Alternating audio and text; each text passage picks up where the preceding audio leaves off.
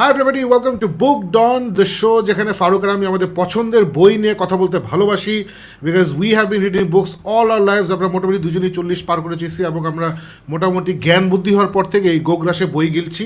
And we want to talk about our favourite books so that you discover books that you might love to read. এবং of course আমরা আপনাদের কাছ থেকেও শুনতে চাই আপনাদের মতামত অ্যাবাউট দ্য বুকস যেগুলো আমরা নিয়ে কথা বলছি। And we also want to know comment সেকশনে let us know what are your favourite books, অথবা আপনাদের কি মনে হয় যে আমার আর ফারুকের কোন বই পড়লে আমাদের ভালো লাগবে, অথবা আপনার একটা পছন্দের বই আপনি শেয়ার করতে চান। So it's a community we trying to build, যেখানে আমরা পছন্দের বই নিয়ে কথা বলবো। এবং যেখান থেকে এই প্রোগ্রামটা দেখছেন, আপনি ঢাকার ভেতরে থাকেন, ঢাকার বাইরে থাকেন, চাঁপাইনবাবগঞ্জ, খুলনা, বরিশাল, যেখানে থাকেন, আপনার ব্যাকগ্রাউন্ড যাই হোক, কোন স্কুলে পড়ছেন, কলেজে পড়ছেন, কী চাকরি করছেন, নাথিং ম্যাটার্স টু আস। আমরা কি ম্যাটার করে আমাদের কাছে, সেটা হচ্ছে আপনি বই ভালোবাসেন। যদি আপনি বই ভালোবাসেন, you are welcome to this show, you welcome to this family, to this community. Let's talk about books. Farooq, আজকে I am very excited because we're both gonna talk about দুটো বই, যেটা again you have surprise me. যারা এই শোটা দেখেন, যে ফারুক আমাকে সারপ্রাইজ করে, এমন একটা অদ্ভুত বই নিয়ে আসে যেটা আমি like wow, I didn't know যে এত ডাইমেনশনস আছে ফারুকের মধ্যে। আমি ওই হামড্রাম, আমি যে টাইপের বই পছন্দ করি ওরকম একটা বই নিয়ে আসছি, but I think it's very topical. So ওইটাই। So Farooq, why don't you start us off with your selection of this particular book and let me know why এই বইটা তুই কেন পড়ছিস, আমি খুবই curious. So why don't you start from দেয়ার?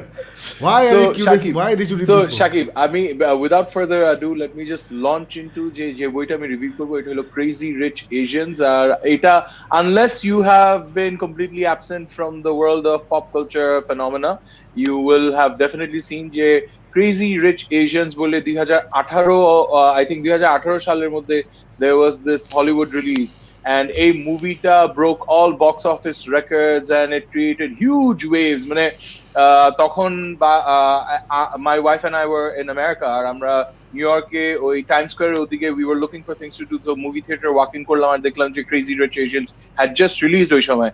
আর হল Housefull, tickets not available। তখন আমরা শেষ পর্যন্ত we were forced to watch this other movie called The Meg. So anyways, that's a story for another day. But ওই সময় থেকে কিন্তু এই ক্রেজি রিচ এশিয়ানস ফেনোমেনটা আমার চোখের সামনে লাগতেছিল। তখন আমি ভাবতেছিলাম যে ওকে ফাইন, এটা তো একটা বইয়ের থেকে ইন্সপায়ার্ড, রাইট? যেমন Devil Wears Prada and a lot of other movies যেগুলি ইন্সপায়ার্ড ফ্রম বুকস। আর পরে বইটা পড়ে কিন্তু আমি ইউজুয়ালি দেখি যে বইটা ইজ আ বেটার ইয়ে। সো মুভি যদি আমি এনজয় করি, তখন I try to read the book as well. একটা ইচ্ছা থাকে, because usually for me books are always better than the movies or the television experiences. However, some cases এটা হয় না। সো আমার ওই একটা তখন আগ্রহ জাগছিল, কারণ ফিল্মটা দেখে কিন্তু আমার বেশ মজা লাগছে। আসলে এটা কিন্তু খুব মজার একটা ফিল্ম। যারা দেখেননি তারা প্লিজ দেখে নিন। I think it's on Netflix, অনেকগুলি ইয়েতে আছে, প্ল্যাটফর্ম আছে। বাট ওই তখন থেকে আমার একটা ইচ্ছে ছিল যে আমি এই বইটার সম্বন্ধে, আমি তো অত কিছু জানতাম না, বিকজ অনেস্টলি এইটা যে জনরের ইয়ে, ইটস আ রোমান্টিক কমেডি। এটার মুভি দেখা হয়, কিন্তু এটার বই ওই ছোটকালে যখন আমি, মানে if it was the printed word, আমি খবরের কাগজ থেকে সবকিছু পড়তাম, তখন কিন্তু মিলস এন্ড বুলস এর একটা সিরিয়াস কালেকশন আমি পড়ে শেষ করে ফেলছিলাম। সুইট ভ্যালি হাই হ্যান্ড দিয়ে মিলস এন্ড বুলস, এগুলো সব আমার পড়া শেষ। সো আই ওয়াজ লাইক যে ওই সময় পড়ছিলাম, এখন তার এটা জমে না। তারপর আই পিকড ইট আপ যে আর কি, okay fine, love the movie, দেখি আর কত দূরই রোমান্টিক হয়। অ্যান্ড তখন I red it and it was a very interesting experience. So তুই শুরু করলি না যে these are books that we love, so sometimes I introduce books which have interested me in some way or the other. So এই বইটা আমাকে কিভাবে influence করছে, ইন্টারেস্ট করছে হলো যে Crazy Rich Asians। মানে অ্যাকচুয়ালি এই টাইটেলটা হওয়া উচিত ছিল Crazy Rich Singaporean Chinese. That would have been more apt, because যারা ফিল্মটা দেখেছেন তারা জানেন যে লার্জলি এই ফিল্মটা, এই স্টোরিটা deals around with super rich families of Singapore. যারা আরেকটা টিভি সিরিজ দেখে অফ রিচ ডেসপারেট হাউসওয়াইফস of Beverly Hills, New York, এইসব যারা দেখে নেন, you know that these are series and topics যেগুলি ডিল করে with the lifestyles and the problems of the rich, obnoxiously rich, যেগুলি দেখতে খুব মজা, শুনতে খুব মজা, পড়তে খুব মজা। So I was looking for that kind of N experience. But দোস্ত না, just in defence of the title of this বুক, এখানে ক্রেজি রিচ এশিয়ানস এর যে বিহেভিয়ার এবং লাইফস্টাইল দেখাইছে, ওরা যেভাবে ওদের জীবনযাপন করে, বা ওদের লাইফের কি টেনশন এবং আছে না, অ্যাজ অপোজ টু আমার আর তোর লাইফে কি টেনশন, এটা কিন্তু দোস্ত আমাদের দেশের সোসাইটির বড়লোক মানুষ, পাকিস্তান বলি, ইন্ডিয়া বলি, থাইল্যান্ড বলি, জাপান বলি, এটা কিন্তু একদম মানে ক্রেজি রিচ এশিয়ানস। আমি মূল গল্পে যাচ্ছি না, বাট যে আছে না, যে বড় ছেলে বিয়ে করতেছে, কারে বিয়ে করতেছে, এটা নিয়ে যে আন্টিদের গবেষণা, এটা তো মানে একদম ভেরি মাচ এশিয়ান, এবং এটা আমরা ইউরোপের ধর যদি ইটালি স্পেন ওখানেও যদি আমরা যাই, মানে আমরা যদি ব্রিটেন বাদ দিই আর আমেরিকা বাদ দিই, যারা একটু বেশি পাক না, ওখানেও কিন্তু এই যে এই মুরব্বীদের যে একটা এই গুঞ্জন। ইস্যুগুলি থাকবে, এই সো ইস্যুগুলি আমার থাকবে, কাছে মনে right? হয় এটা নামকরণের সার্থকতা অনেক, মানে আমি কিন্তু আমাদের কালচারের এই হাই সোসাইটি, আমি তুই দুজনেই we be blessed two B with people যারা প্রচণ্ড হাই সোসাইটিতে আমরা, এবং প্রচণ্ড মাটির কাছে মানুষের সাথে বড় হয়েছি। সো আমরা কিন্তু দুইটাই দেখছি, রাইট? সো আমার কাছে মনে হচ্ছে ওই দিক থেকে নামকরণের সার্থকতা, যে এটা আসলে এই পুরো রিজনের যে বড়লোক কালচারের যেভাবে বিহেভ করে ওটা Yeah, yeah, সুন্দর yeah. করে ধরছে। বাট এনিওয়ে, আর চালা না, কন্টিনিউ সো প্লিজ। ওই যে তুই যেটা বলছিস, I agree with you, but এই যে এই গল্পটা দেখে আমি ভাবছিলাম যে it's going to be a romantic comedy dealing with this rich দেখি পরে দেখি, ফিল্মটা তো দেখছি, এখন বইটা পড়ে দেখি। তো তখন আমি দেখলাম যে যে author Kevin Kwan, he's actually turn this into a series. আর এই গল্পটাও কিন্তু খুব ইন্টারেস্টিং, ব্যাকগ্রাউন্ড স্টোরিটা, যে 2010 কি কোন সময় অ্যাপারেন্টলি দ্য স্টোরি গোজ যে his father fell sick, so he is a American Chinese, Singaporean Chinese guy. So ও তখন he sat down and he spent a lot of time taking care of his father. তখন ওরা এটা নিয়ে কথাবার্তা বলতো যে the good old days when they were growing up in Singapore. So ওই সময় হি অ্যাপারেন্টলি একটু হালকা করে আসে না, ডুডলের মতন একটা আইডিয়া ছিল লিখছে, which is basically যে সিঙ্গাপুরের অনেকগুলি এরকম সুপার রিচ এলিট মহিলারা, ওরা আবার বর্ন এগেন খ্রিস্টান, সো এরা ওই বাইবেল গ্রুপ স্টাডি করে। ওই বাইবেল গ্রুপ স্টাডি হইলো একটা নাম কাও আসতে কিটি পার্টির মতন উদ্দেশ্য, সবাই আসে বাইবেল নিয়ে বসে, তারপরে শুরু হয়ে যায় কিন্তু এক পর্যায়ে একটা গসিপ, যে এই সোসাইটিতে এই ছেলে এইটা করছে, ওর মেয়ে তো এর সাথে ভেঙে গেছে, ওর এই অ্যাফেয়ার হইতেছে, এইগুলি সব জিনিস নিয়ে কথাবার্তা হয়। সো এই জিনিসটা থেকেই ও বলে শেষ পর্যন্ত ডিসাইড করছে যে I'm going to turn this into a whole novel. আমার তো এটা মজা লাগছে। So then he turned it into a novel, and this novel is followed by two other books. I think Rich China Girlfriend or Rich People something something একটা yes, Rich Chinese People, এরকম দুইটা বই আছে। ওই বইগুলিও apparently are very well made. আমি just এই সিরিজের এই ওয়ার্ল্ডের যে তিনটা বইয়ের প্রথমটা পড়া শেষ আমার, which is Crazy Rich Asians. So Shakib, যেটা তুই বললি, it's absolutely right. এই বইটাই কিন্তু এই যে সেকেন্ড চ্যাপ্টারের মধ্যে কিন্তু ওই যে ওর ওই বাইবেল স্টাডির কাহিনীটা আছে। এই বইটা লার্জলি ডিলস উইথ একদম সুপার ডুপার বড় লোক ফ্যামিলির মধ্যে একটা ছেলে আসছে, ও একটা মেয়েকে নিয়ে আসছে ও গার্লফ্রেন্ড হিসেবে। তখন এটা যেটা হয়, যেটা বাংলাদেশেও চরম লেভেলে you can see it happening, যে উবার রিচ যারা আছে ওরা একটু স্নব হিসাবে, মানে ওরা সবার সাথে ইয়ে করে না। ওদের প্রবলেমস গুলি হলে যেটা অন্য মানুষ চিন্তা করে যে আল্লাহ এরকম হলে তো আমি বেহেশতে থাকতাম, ওরা কিন্তু ওই বেহেশতের মধ্যে থাকার অবস্থার মধ্যে ওদের কিছু প্রবলেম আছে যেগুলি ওদের কাছে বিশাল বড় প্রবলেম। সো এই সিচুয়েশন গুলির মধ্যে, এই লাইফস্টাইলের মধ্যে, এই যে চাইনিজ কালচার, এই গল্পটা বলা হয়েছে এই ক্রেজি রিচ এশিয়ানস এর মধ্যে। Of course the main story is about this love of this guy called Nicholas Young, and this girl called Rachel Chu, যে apparently এখানে বলা হয় as a ABC, American born Chinese, যে ছোটকালে went to America, ওখানে settled, এখনো একটা she's one of those very brilliant young professors of economics, and this guy is the heir apparent of one of the wealthiest families in Asia. So he is the Prince Charming, and this is the year. So এটা যখন হয়, তখন this girl who comes from a very humble background, from an American culture, Americanized culture of Chinese, ও যখন আসে into this traditional super uber rich ফ্যামিলির মধ্যে কি সব কেওস হয়, কি সব ড্রামা হয়। সো এইটার মাঝখানে আবার ছোট ছোট সুন্দর সুন্দর কমেডিক মোমেন্টস গুলি কেভিন কোয়ান এখানে ফিল আপ করছে।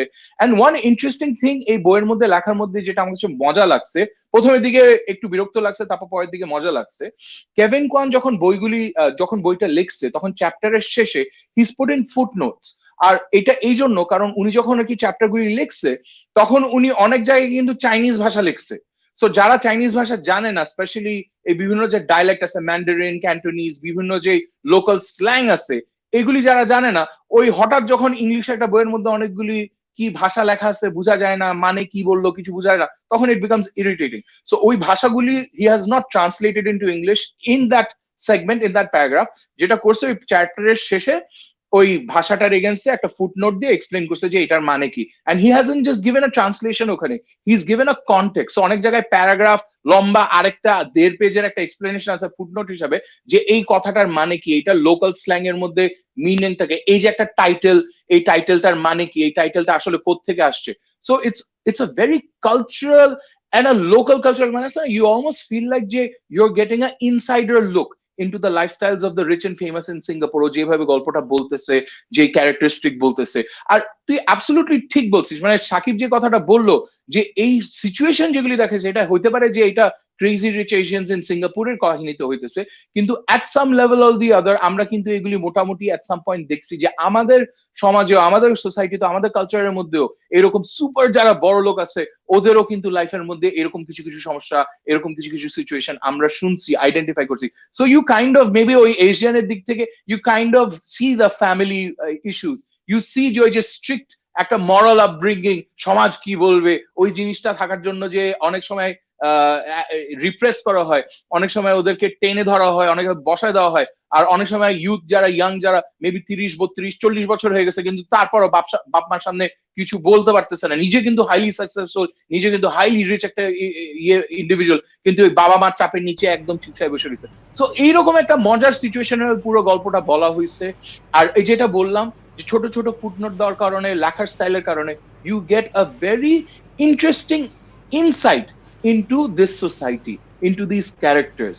সো এইটা কিন্তু আমি বলবো না যে ফিল্মটা যতদূর এনজয় করছি আমি বইটা ওইভাবে এনজয় করছি, বাট বইটা কিন্তু is much more insightful if you really want to get into this characters, if you really want to understand যে সোসাইটির মধ্যে কিরকম ভাবে জিনিসগুলি ক্রিয়েট করা হয়েছে, then you will really really like getting into this book. And of course I will give you a word of heads up, যে মুভির মধ্যে সব ক্যারেক্টার যেভাবে স্ক্রিন প্লে বানানোর সময় তো আমরা অনেক কিছু চেঞ্জ করি, কারণ একটা বইয়ের গল্প, and this book is 500+ pages, পুরো বইয়ের গল্প একটা 1.5 ঘন্টা ফিল্মের মধ্যে ফিট করলে কিছু ক্যারেক্টার চেঞ্জ করা হয়, থ্রোওয়ে করা।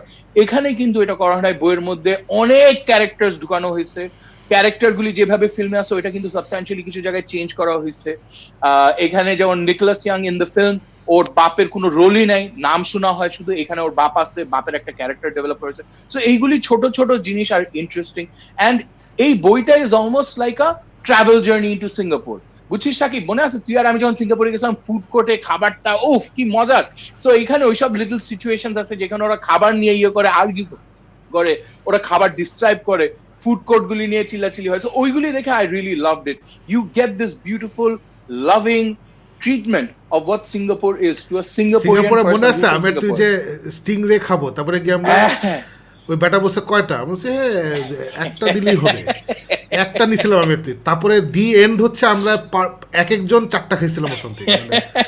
প্রথমে আমি হ্যাঁ একটা স্টিংরে দিলেই হবে, যারা স্টিংরে খান নাই এটা অসাধারণ একটা জিনিস, সিঙ্গাপুরে গেলে অবশ্যই স্টিংরেটা খাবেন, ওখানে সবচেয়ে ভালো পাওয়া যায়। But yeah, so Faro just to add to what you're saying, যে আমার কাছে যখনই আমি যে কারণে আমি রিসেন্টলি বলতেছি, যেমন ডিভোশন অফ সাসপেক্ট এক্স আমি রিসেন্টলি পড়লাম, তারপরে মুরাকামি যখন আমরা পড়ি, মানে একটা আমার কাছে অ্যাট্রাকশন থাকে, অথবা মিডল ইস্টের গল্পগুলো যখন পড়ি, অর ইভেন ওই যে যেটা বললাম স্প্যানিশ গল্প, ইটালিয়ান গল্প, ওখানে কিন্তু ওই পারিবারিক যে ব্যাপারগুলো থাকে বা আদব কায়দার যে ব্যাপার থাকে বা গুরুজনদের সাথে কিভাবে একজন বিহেভ করতেছে, এই ব্যাপারগুলো হ্যাঁ এত সিমিলারিটি থাকে যখন আমরা ওই দেশের ছবি দেখি অথবা বই পড়ি। এটা এখন মানে আছে না, ইন মাই লেটার ইয়ার্স আমি খুব অ্যাপ্রিসিয়েট করি। ছোটোবেলায় আছে না, ইট ওয়াজ মোর অ্যাবাউট যে খুনটা কখন হয়েছে, মারামারি কোথায়, ওয়ের ইজ দ্য ডিমন, নায়ক কখন আসলো। এখন ইটস মোর অ্যাবাউট যে কনটেক্সটটা খুব ইন্টারেস্টিং লাগে আমার কাছে, which is why I love this books. So Crazy Rich Asians আমি জীবনে পড়বো না, বাট আমি শিওর যারা এই টাইপের বই পছন্দ করেন ডেফিনেটলি ফারুক যেহেতু মজা পেয়েছে আপনারা পড়ে দেখতে পারেন। আমি লাস্ট একটা কোয়েশ্চেন করবো, মানে যেমন লর্ড অফ দ্য রিংস আমার কাছে the movies are awesome but the books are better.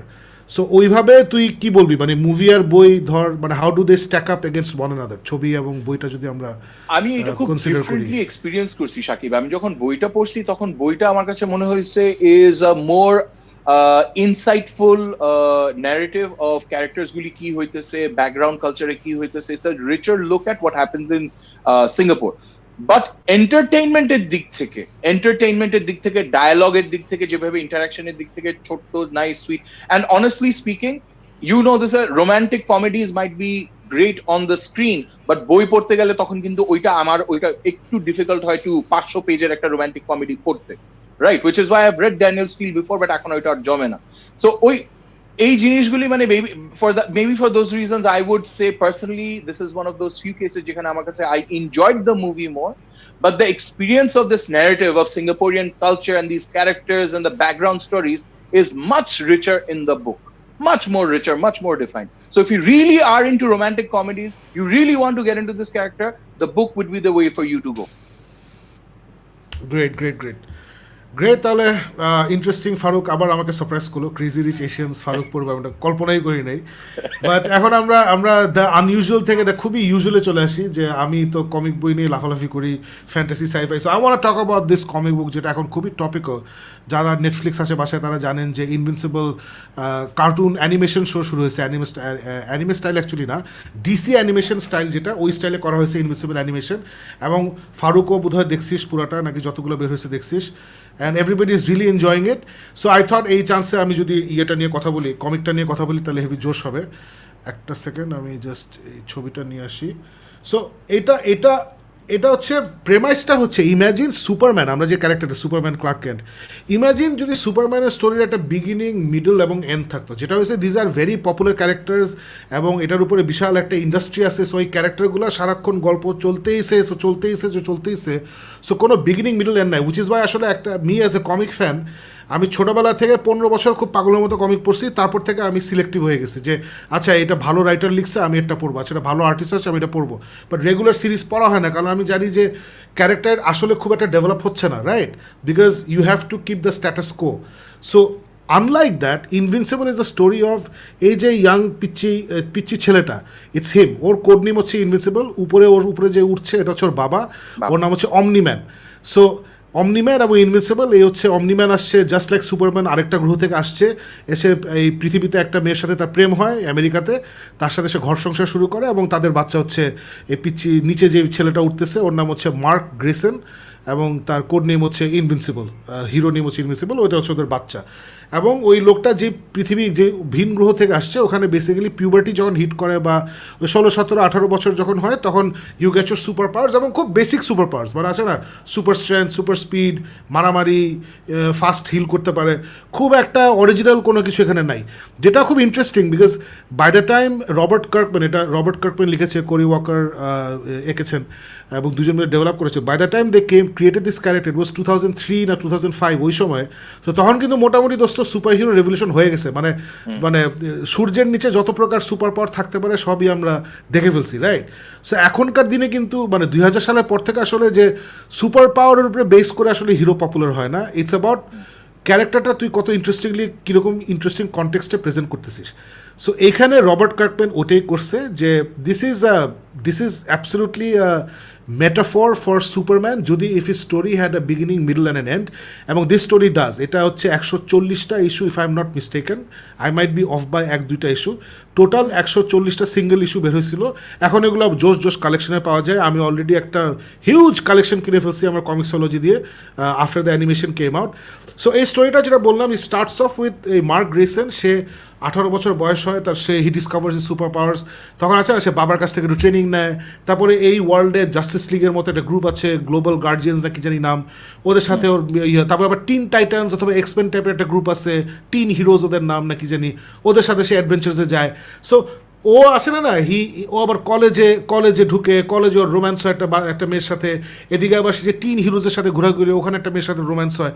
একদম ওই বয়সী একটা ছেলের যে নর্মাল লাইফ বলি বা জীবন বলি, ওখানে যেসব ইস্যুগুলো থাকে, আছে না, প্রেম প্রীতি ভালোবাসা, পরীক্ষায় ভালো করা, এই কাজের প্রেশার, ও আবার সুপার হিরো প্রেশার আছে, বাবা মার দায়িত্ব, সব কিছু এত সুন্দর করে দেখানো হয়েছে। এবং the amazing thing of this book is Robert Kirkman, যে কারণে খুবই আমার পছন্দ।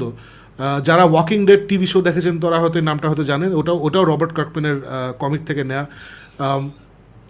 ও যেটা করে যে he writes beautiful characters and beautiful story. So এখানেও এই কমিক বইতে you will fall in love with the characters. For example Rex Splode নামে একটা ক্যারেক্টার আছে, যেটা ফারুক তুই নিশ্চয়ই চিনোস, এই ইনভিনসিবল অ্যানিমেশনে কিন্তু আছে, রাইট? ওই যে Rex Splode is an asshole, right? Rex Splode in the comics is one of my favourite characters. He is just awesome, এবং he is a little bit of an asshole. ওরা যেটা করছে, ওই অ্যাসোলগিরিটা অনেক বাড়াই দিছে ইন দ্য অ্যানিমেশন। কমিকে, হ্যাঁ, কমিকেটা একটু পিছিয়ে রাখছে, বুঝছিস, একটু সেলফিশ, একটু but I love that character, robot ক্যারেক্টারটা জোশ। So all this characters are absolutely fascinating. এবং অবশ্যই আমি বলবো যে এই কমিকটা যদি আপনারা ভালো কমিক বই পছন্দ করেন, এবং যারা manga fans, we know that there are lot of manga fans যারা আমাদের বুক ডন দেখেন বা গিকমিট দেখেন, সো তাদেরকেও আমি অনুরোধ করবো যে মাঙ্গার যে গ্রেট স্টোরি টেলিং, যে the journey of the character, the ups and downs, the evolution of the hero, যেটা আমরা মাঙ্গাতে খুব ভালো করে দেখি, এটা বিউটিফুলি ইনভিনসিবল আছে। এবং এটার ফ্যান্টাস্টিক ফোর যখন 1962 বের হয়েছিল, ওটার উপর একটা ছোট্ট হেডলাইন থাকতো যে the world's greatest comic book. এবার ওটা ফাইজলামি করে স্ট্যানলি দিয়েছিল যে let's call it the world's greatest comic book, হুদাই।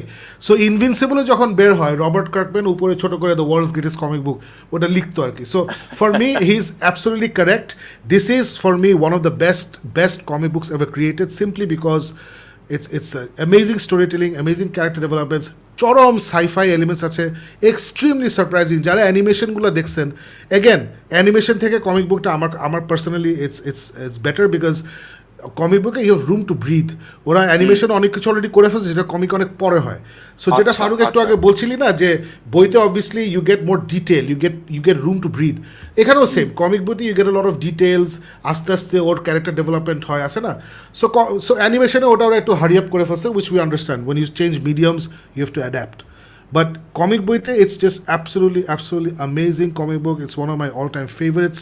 যারা অ্যানিমে পছন্দ করেন তাদের এটা অবশ্যই ভালো লাগবে, যারা ভালো কমিক বই পছন্দ করেন তাদেরও ভালো লাগবে, যারা কখনো কমিক বই পড়েন নাই এবার আছে না what is all this comic book nonsense, they have taken over my movies, দেখে তো একটু জিনিসটা, ওটাও যদি মনে হয় তাহলেও চেখে দেখতে পারেন। আমি বলছি এটা ভালো লাগবে। This are like really good story telling, very good characterisation. এবং এখানে আছে না there is real tragedy, real heroism, real sacrifice. It's insane, মানে খুবই খুবই খুবই সুন্দর এই গল্পটা। সো ফারুক, আমি তোকে স্ট্রংলি রেকমেন্ড করবো, since you're enjoying the animation, and if you're enjoying the animation I can guarantee you will enjoy the comic book a lot more. It's just I have this. so entertaining. I have this set, but এটা আমার কোনো সময় শুরু হয় নাই। In fact আমি এই সিরিজটাও কিন্তু দেখা হয়েছে on the recommendation of another person যে বলছিল এটা এখনো দেখেন নাকি, এটা অনেক মজা, এটা দেখেন। And I know Gibran was also talking about it and enjoying it a lot. So ওইখান থেকে I picked up and I started watching it, and I'm enjoying the animation a lot. It's very very much fun. So I'm definitely going to start on this. ঠিক আছে, great. So এটাই guys, আজকে আমরা দুইটা খুবই different জিনিস নিয়ে আসলাম। এটা হচ্ছে Crazy Rich Asians, which is a very very different, মানে আছে না সামাজিক বই যেটাকে বলা হয়, রোম্যান্টিক বই, সামাজিক বই, hard look at the lifestyles of the rich and famous in Singapore. And আরেকটা হচ্ছে মানে very much comic book, proud to be a comic book, Invincible, the story of a young superpowered man and how he navigates his life when he gets his powers. So এই দুইটাই ছিল আজকে আমাদের এই পরিবেশনা। সরি আমরা live করতে পারিনি, আসলে কাজের প্রেশারে এখন প্রতিটা শো লাইভ করা is becoming more and more difficult. So আমরা চেষ্টা করবো যখনই পারি লাইভ আসতে, বাট আজকে আমরা লাইভ আসতে পারিনি বিকজ টিউসডে মানে অ্যান্টিসিপেটিং যে আজকে ঝামেলা থাকবে, এর জন্য আমরা আগে রেকর্ড করে ফেলছি। But at least we have drop this ইয়ে, and of course Farooq and I will see you again next Tuesday with even more books. এবং ইনশাল্লাহ তখন আমরা তাসিম রহমানকে আবার ফেরত নিয়ে আসতে পারবো। ওকে তো মিস করছি আমরা গতবার, সো ওকে আবার ফেরত নিয়ে আসতে পারবো ইনশাল্লাহ। And till then everybody please stay safe, stay well, and will see you next Tuesday. Thank you and good night.